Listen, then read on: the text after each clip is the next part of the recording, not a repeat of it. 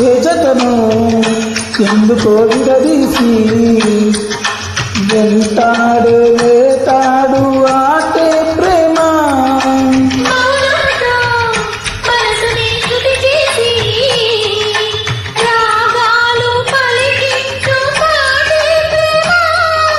శాశ్వత చరితల ఈ ప్రేమ మృత్యు ఎరుగని చిరునామా.